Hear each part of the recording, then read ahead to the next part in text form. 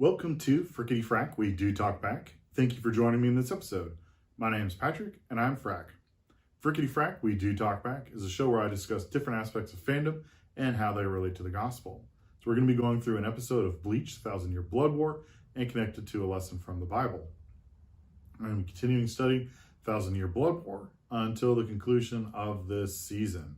When this season concludes, I'll go in a different direction. It could be different anime, it could be comic books, movies, Star Wars, whatever. If you can be a fan of it, I can talk about it. So the name of the show comes from my dad, who dubbed my brother Frick and Frack since we were kids. So this episode is based on Marching Out the Zombies Part 2 of 1,000-Year Blood War. And so we get to see what has happened with Hitaga, who has been zombified by Giselle. And so then, Hitaga fights some of the Soul Reapers, and he specifically goes after Ikaku and Yumachika. And he does not hold back against the two of them. So this shows just the difference in their power levels, or their spiritual pressure, whatever you want to call it. It's a power level. Their power level, the power level of Hitaga versus these two other Soul Reapers.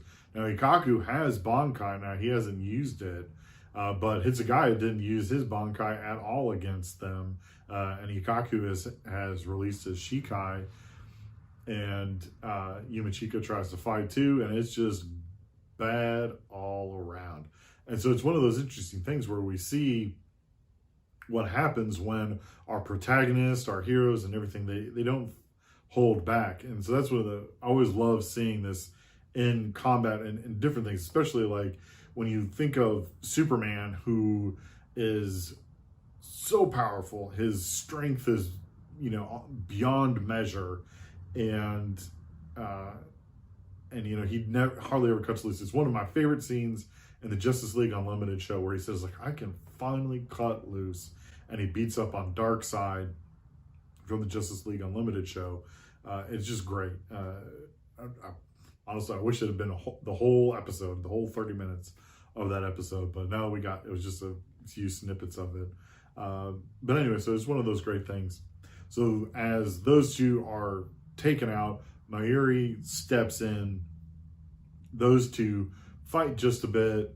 And, we have a very shocking moment in this episode where Hitaga kills Mayuri, but then it starts over. And then we see that Mayuri has basically invented Groundhog's Day poison. And that takes out Mayuri and, I apologize. It doesn't take out Mayuri, it takes out Hitaga. And then, he jabs him with another piece of medicine, and we don't see the results of that until a little bit later. So then it switches over to Byakuya, as you might remember from previous episodes, that Byakuya is taking on some of the Stern Ritter that were trying to chase after Ichigo, but he says, no, don't worry, I've got this. Not so many words. And he then takes out a few of them very easily, without even really trying. The only one who gives him even a little bit of trouble is the Stern Ritter who has the gun. And I actually don't even think they've even revealed his name yet. So I can't say what his name is, and I'd probably mispronounce it. And so, as they continue the fight, and they're astonished by Byakuya's powers. Like, this can't be the same guy who got taken out by Note. And Byakuya clearly takes them all on, does an easy job. He doesn't even have to.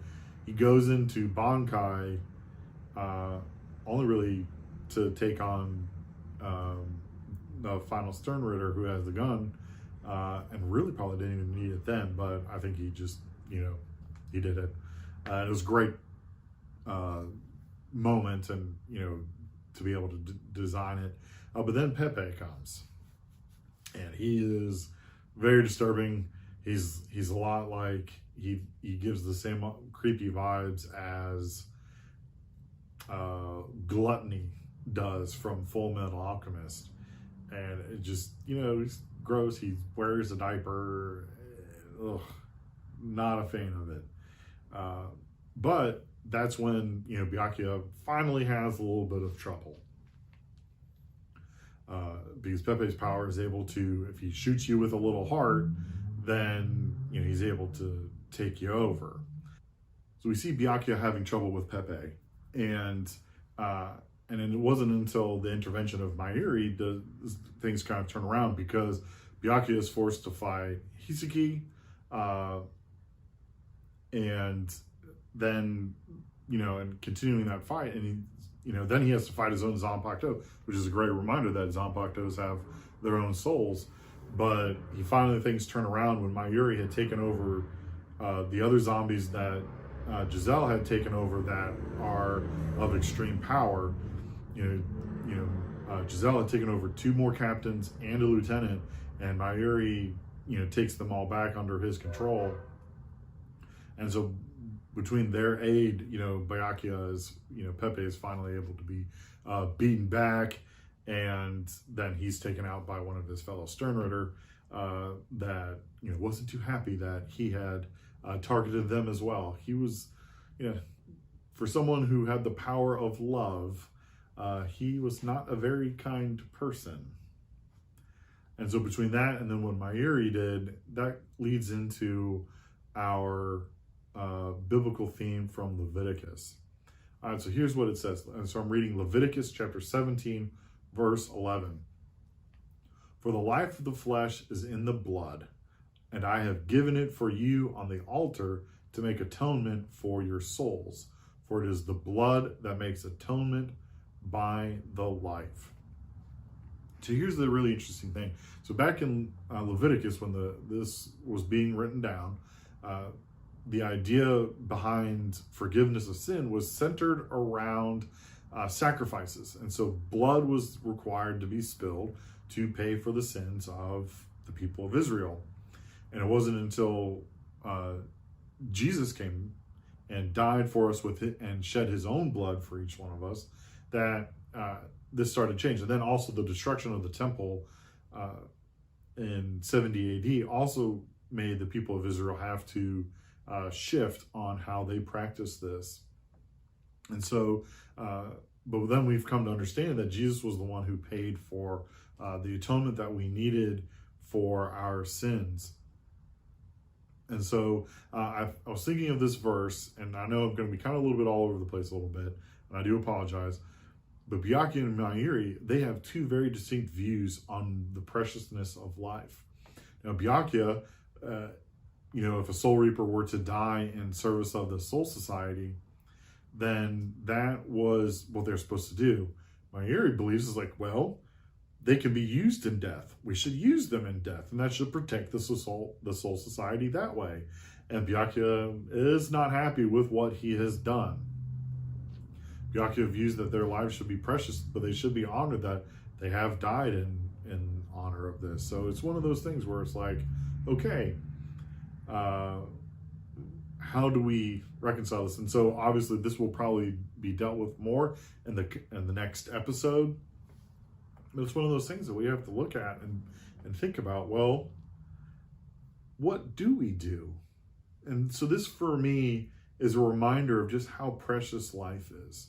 And that this blood that was needed to be shed to make atonement for our souls, that these animal sacrifices that the people of Israel would do, but then later with Jesus Christ, the Son of God, who was perfect, who committed no sin, and always will be perfect, shed his blood for each one of us.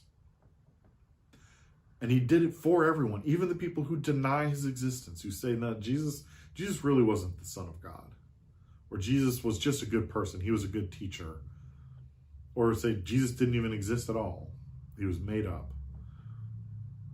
Well, this tells us that Jesus' blood was shed even for them. And so life is precious. And so this life, this blood that was for atonement, this blood that Jesus gave for all of us, is precious. And so Byakuya and his disagreement with Mayuri, he's trying to say, is like, these lives were precious. You're using them for your own gain. It's like, Mayuri's like, well, I'm using these to protect the Soul Society. But Mayuri, his view on life is very, very different. So I think for each of us, it should help us to understand that the life that we have is incredibly precious. And so if you're hearing this video, if you're watching this video or listening to this podcast, I want you to know that God views your life as precious. And so don't ever let anyone diminish that. Know that Jesus died for you, loves you, and has a plan for you. All right, so how am I going to rate this episode? I'm going to give it a perfect 5. Now, as I did the previous episode, it was very Mayuri heavy, and I'm not a huge fan of Mayuri, but you take what you get, but because you get great Hitaga action, you get great Byakuya action, and so it's one of those things where it's really great. It felt like old school Bleach, and but also with the dated animation and combat and stuff like that. So it's just really kind of hard to, it brings you back to the height of Bleach with the Soul Society arc, the Hueco Mundo arc. I mean, it's just great. So I'm going to give this one a perfect 5. All right, so anyone with questions about the biblical lesson that I talked about in this episode, or anything else ranging from other anime, comics, anything in general, feel free to email me at fricketyfracktalkback@gmail.com, or reach out to me on X at fricketyf, or at fricketyfrack on Instagram and Facebook. So please rate, review, and subscribe. Be sure to like, comment below if you're watching this on YouTube. If you're listening to this on where you get your podcasts, be sure to subscribe, pass it along. So remember that I love you. Most importantly, God loves you. And so go release your Bankai.